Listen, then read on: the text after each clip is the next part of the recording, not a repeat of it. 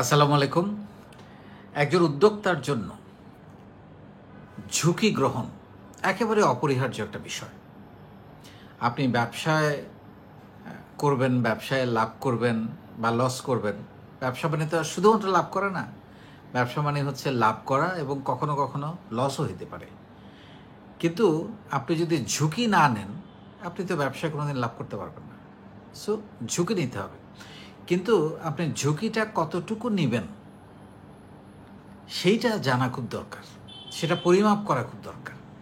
সেজন্য আমি একটা কথা সবসময় বলি যে আপনাকে সেই ঝুঁকির পরিমাপ কমানোর জন্য, ঝুঁকিটা কমানোর জন্য যে জিনিসগুলো জানা দরকার আপনার, সেটা হচ্ছে একটা হচ্ছে পড়াশোনা, স্টাডি করা, মার্কেট রিসার্চ করা, তারপরে হচ্ছে পরিমিত অর্থের সংস্থান থাকা, তারপর মার্কেটিং সেলসের বিষয়গুলো জানা, প্রশিক্ষণ নেওয়া, দক্ষতা সবচেয়ে বড় কথা। এই বিষয়ে আপনার দক্ষতা থাকতে হবে। সো এগুলো যদি জানা থাকে তাহলে আপনি ঝুঁকিটা কমে যায়। কিন্তু ঝুঁকি আপনাকে নিতেই হবে। ব্যবসা করতে হলে ইটস নট মানে সমতল ভূমি যে আমি হেঁটে চলে গেলাম। ঝুঁকি আপনাকে নিতেই হবে। এবং সেই জন্য যেটা হচ্ছে যে রিস্কটা যেন ক্যালকুলেটিভ হয়। আমি সবসময় সেই জন্য বলি যে আপনি যে পানিতে নামবেন, আপনি সাঁতার শিখে তারপর পানিতে নামতে হবে। আদারওয়াইজ আপনি ডুবে মরবেন। ব্যবসাটাও সেরকম। আপনি ব্যবসা করতে গেলে যে একটু আগে যেগুলো বললাম, সেই প্রোডাক্ট সম্পর্কে, সার্ভিস সম্পর্কে, বিজনেস সম্পর্কে, মার্কেট সম্পর্কে, সারা পৃথিবীতে কী ঘটছে, বাংলাদেশের আপনার কাস্টমার কারা, প্রোডাক্টের সোর্সিং কোথায়, প্রাইস কত, এই পরিপূর্ণ একটা স্টাডি করে কেন আপনারটা নেবে, এই কেন ওয়াই, এই ওয়াইটার উত্তর জানা খুব গুরুত্বপূর্ণ। কেন মানুষ আপনার প্রোডাক্ট কিনবে, সেই জিনিসগুলো যদি আপনি ক্যালকুলেট করতে পারেন, আগে থেকে নির্ধারণ করতে পারেন, তাহলে ঝুঁকিটা কমে যায়। এখন যেটা হয় সেটা হচ্ছে যে আমরা যেটা করি ব্যবসায় মুনাফা লাভের জন্য আমরা বিনিয়োগ, তারপরে হচ্ছে সম্পদ এবং মূলধন, পুঁজি যেটাকে বলে, আমরা সেটা নিয়ে ঝুঁকিটা গ্রহণ করি। এখন যদি আপনি কোনো বিনিয়োগ থেকে যদি আপনি কম রিটার্ন পান, মানে কম লাভ পান বা লস পান, ওটাকে ঝুঁকি বলে, তাই না? এটাই তো হচ্ছে ঝুঁকি। কিন্তু ঝুঁকিটা পরিমাপ করতে হয়। ঝুঁকিটা পরিমাপ করতে হয় দুই কারণে। একটা হচ্ছে আপনি যে ঝুঁকি নেবেন সেটা কতটা ঝুঁকিপূর্ণ। আই রিপিট, আপনি যে ঝুঁকি নেবেন সেটা কতটা ঝুঁকিপূর্ণ সেটা জানার জন্য ঝুঁকি পরিমাপ করতে হয়, জানতে হয়। এটা হলো ১ নাম্বার। আর ২ নম্বর হচ্ছে ঝুঁকির ডেপথ, মানে ঝুঁকিটা কত বড় বা কত ছোট বা কত মাঝারি। কারণ এটা ব্যক্তি বিশেষে নির্ভর করে। এক এক ব্যক্তি এক একভাবে ঝুঁকি নিতে পারে, পছন্দ করে, বড় বড় ঝুঁকি নিয়ে ফেলে। দেখা যায় তখন তার সাথে বড় বড় ঘটনা ঘটে যায়। কিন্তু তারপরেও ওই যে যেটা আপনার ম্যানেজমেন্ট জানতে হবে, রিস্ক ম্যানেজমেন্ট আপনার জানতে হবে, তখন আপনি এই ঝুঁকিগুলো পরিমাপ করা, নির্ধারণ করা খুবই সুবিধা হয়। সো আমরা আজকে আপনাদেরকে ১৫টা মানে কি কি কারণে ব্যবসায় ঝুঁকি হতে পারে এটা জানা খুব গুরুত্বপূর্ণ। মানে কি কারণে ঝুঁকি আসবে সেটা যদি আপনি জানেন তাহলে আপনি প্রিকশনটা আগে থেকে নিতে পারবেন। সো আমরা আজকে ১৫টা ঝুঁকি নিয়ে আপনাদেরকে বলার চেষ্টা করি। এগুলো আপনারা মোটামুটি জানেন, তবুও একটা ম্যাথডিক্যালি এগুলো যদি মাথার মধ্যে থাকে বা লেখা থাকে কোথাও, তাহলে এগুলো নিয়ে সিদ্ধান্ত নিতে সুবিধা হয়। যেমন প্রথম হচ্ছে যে আপনি এমন একটা পণ্য দিয়ে কাজ শুরু করলেন যেটার বাজারে কোনো চাহিদা নাই, তার মানে আপনি মার্কেট রিসার্চ, মার্কেট স্টাডি করেন না, এটা হচ্ছে ১ নাম্বার। ২ নম্বর হচ্ছে ব্যবসার দক্ষতা অভাব, আপনি শিখে আসেন নাই, প্রশিক্ষণ নেন নাই, আপনার কোনো স্কিলস নাই কোনো বিষয়ে, আপনি ডিজিটাল মার্কেটিং জানেন না বা অন্যান্য মার্কেটিং যেগুলো আছে সেগুলো জানেন না, কমিউনিকেশন জানেন না, লিডারশিপ কোয়ালিটি নাই।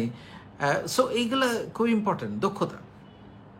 তারপর হচ্ছে আপনার প্রতিষ্ঠানের কোনো কর্মী বা ব্যবসা প্রতিষ্ঠান ইটসেলফ কোনো ঝুঁকির মধ্যে থাকলে, যেমন স্থাপনাটা হয়তো ঝুঁকিতে আছে, ধসে যেতে পারে, হয়ে যেতে পারে, মানে কোনো মানে ছাড়া, কোনো রকমের দৈব দুর্বিপাক ছাড়াই কোনো একটা বিপদে পড়তে পারে, বা কোনো কর্মী অসুস্থ, ঠিকমতো খুবই গুরুত্বপূর্ণ একজন কর্মী হঠাৎ অসুস্থ হয়ে গেছে।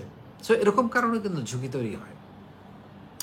তারপর হচ্ছে প্রপার টিম না পাওয়া, মানে একটা তো হলো যে আপনার ভালো টিম আছে কিন্তু সে প্রপারলি আপনাকে ডেলিভারি করতে পারছে না, আর একটা হচ্ছে ভালো টিমই পাইলেন আপনি, যেগুলো পেয়েছেন আসলে কোনো কাজের না, তখন কিন্তু এর প্রতিষ্ঠান ঝুঁকিতে পড়ে। তারপর হচ্ছে যে ফান্ড ক্রাইসিস, ক্যাশ ক্রাইসিস, আপনি র মেটেরিয়াল কিনতে পারতেছেন না, আপনি শোরুম সাজিয়ে ফেলেছেন বা ফ্যাক্টরি করে ফেলেছেন বা প্রোডাক্টের এলসি করে ফেলেছেন, কিন্তু আপনার মার্কেটিং করার জন্য টাকা নেই, বা আপনি র মেটেরিয়াল মানে সাজিয়েছেন দোকান, প্রোডাক্ট কেনার টাকা নাই, বা ফ্যাক্টরি রেডি র মেটেরিয়াল কেনার টাকা নাই। সো এরকম হলে কিন্তু আপনার পুরো ইনভেস্টমেন্টটাই প্রবলেম পড়ে যায়। সো এগুলো আগে থেকে, ওই যে আমি যেটা বলি যে একটা প্রতিষ্ঠান একটা বিজনেস তৈরি করার আগে যে বিজনেস প্রপোজালটা তৈরি করা, তখন কিন্তু এই জিনিসগুলো ধীরে ধীরে আপনার মধ্যে চলে আসবে। 5 নম্বরে যেটা, সেটা হচ্ছে কমপ্লায়েন্স। আপনি যদি যেমন আপনারা জানেন যে আমাদের গার্মেন্টসে বিদেশি অনেক কমপ্লায়েন্স মানতে হয়, সেখানকার নিরাপত্তা ব্যবস্থা, তারপরে কর্মীদের সুরক্ষা, আরও অনেক কিছু, তারপরে এনভায়রনমেন্টের যে কমপ্লায়েন্স থাকে। আপনি যদি কোনো রাসায়নিক কারখানা তৈরি করেন বা চামড়া বা অন্যান্য এইসব ক্ষেত্রে সেই কমপ্লায়েন্সগুলো না মানলে যে কোনো রাতারাতি আপনার ফ্যাক্টরি বা প্রতিষ্ঠান বন্ধ হয়ে যেতে পারে। সো কমপ্লায়েন্স এবং আরও যেসব কমপ্লায়েন্সগুলো আছে, একটা হচ্ছে প্রতিযোগিতায়। 7 নাম্বার, আপনি যদি প্রতিযোগিতায় টিকতে না পারেন, কেউ একটা এসে আপনারে একদম ডুবিয়ে দিল, আপনার পাশেই একটা আপনি একটা রেস্টুরেন্ট করেছেন, পাশে একটা রেস্টুরেন্টে এসে তাদের ডেকোরেশন, কাস্টমার সার্ভিস, তাদের প্রোডাক্টের কোয়ালিটি আপনাকে করে দিল, বা আপনার শোরুমের পাশে আরেকটা শোরুম আছে বা আরেকটা দোকান আছে যাদের প্রোডাক্ট খুব ভালো, যেখানে ভিড় হয়, গেলে সুন্দর করে কথা বলে, আপনার হয়তো কর্মীরা সেভাবে তাদেরকে রেসপন্স করে না। সো এগুলো খুবই গুরুত্বপূর্ণ। মানহীন পণ্য, যেটা একটু আগে বললাম, আপনি মানহীন পণ্য যদি তৈরি করেন, আপনার ব্যবসা ঝুঁকিতে পড়বে, নিশ্চিতভাবে ঝুঁকিতে পড়বে। আপনি হয়তো ভাবলেন যে আপনি কোনোভাবে এটা বেচে ফেললেই চললো, নো, মানহীন পণ্য বেচতেই যায়েন না, বা সেগুলো ফ্রি দিয়ে দেন, একটার সাথে আরেকটা ফ্রি দেন, সেটাও ক্ষতিকর আমি মনে করি। সো মানহীন পণ্য করা যাবে না। প্রাকৃতিক দুর্যোগ, যেমন এই যে কিছুদিন আগে আমাদের দেশের বিভিন্ন অঞ্চলে বন্যা হলো, অনেক ব্যবসা প্রতিষ্ঠান ক্ষতিগ্রস্ত হয়েছে, ডুবে গেছে, ফ্যাক্টরি নষ্ট হয়ে গেছে, খামার নষ্ট হয়ে গেছে। সো এরকম প্রাকৃতিক দুর্যোগের কারণে আপনার ব্যবসা ঝুঁকিতে পড়তে পারে। এটার জন্য আপনার আসলে কিছু করার নাই, অনেক সময় ইন্স্যুরেন্স কভার করে, কিন্তু যেহেতু আপনি ব্যবসাটা শিখেছেন, ব্যবসাটা জানেন, অভিজ্ঞতা হয়েছে, মার্কেট আপনার তৈরি, হয়তো প্রোডাক্ট নষ্ট হয়েছে বা আপনার নষ্ট হয়েছে, স্থাপনা নষ্ট হয়েছে, আবার হয়তো ব্যাংক ঋণ নিয়ে বা জমানো কোনো টাকা দিয়ে আবার শুরু করতে হবে, থেমে তো থাকা যাবে না, তাই না? তারপর হচ্ছে যে ক্রেতাদের গুরুত্ব না দিলে, কাস্টমার সার্ভিস, অসাধারণ কাস্টমার সার্ভিস যদি না হয়, ওই ক্রেতা গিয়ে যদি বদনাম করে যে এদের সার্ভিস ভালো না, ব্যবহার ভালো না, এরা হাসিমুখে কথা বলে না, পাত্তা দেয় না, আপনার কিন্তু ব্যবসা ঝুঁকিতে পড়বে, কারণ সে আর আসবে না, রিপিট কাস্টমার।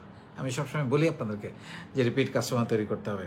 তারপর হচ্ছে বাজারের চাহিদা এবং যোগানের মধ্যে সমন্বয় করতে না পারা। আপনার পণ্যের চাহিদা আছে কিন্তু আপনি যোগান দিতে পারতেছেন না, পাবলিক প্রোডাক্ট চাচ্ছে কিন্তু আপনি প্রোডাক্ট দিতে পারছেন না, সোর্সিং করতে পারছেন না, এটা একটা বিরাট ঝুঁকিতে পড়ে যাওয়ার। উল্টাটাও হয়, আপনি অনেক প্রোডাক্ট যোগান করে ফেলেছেন, স্টক করে ফেলেছেন, কিন্তু আপনি বিক্রি করতে পারছেন না, এটাও একটা ঝুঁকি। সো এটা হলো 11 নাম্বার, মানে এই ঝুঁকিটাও মাথার মধ্যে আপনাকে নিয়ে কাজ করতে হবে। তারপর হচ্ছে 12 নম্বরে যেটা, যে সময় মতো, যেটা একটু আগে আসলে বললাম, সময় মতো সোর্সিং করতে না পারলে, আপনার প্রোডাক্টের চাহিদা বেড়ে গেছে কিন্তু আপনি প্রপারলি সাপ্লাই চেইন ম্যানেজমেন্টটা ঠিক করতে পারেন নাই, সোর্সিংটা ঠিক করতে পারেন নাই। সাপ্লাই চেইন ম্যানেজমেন্ট কিন্তু আমরা অন্য ভিডিওতে আমরা বলেছি যে কীভাবে সেটাকে নিয়ে। So this are very important.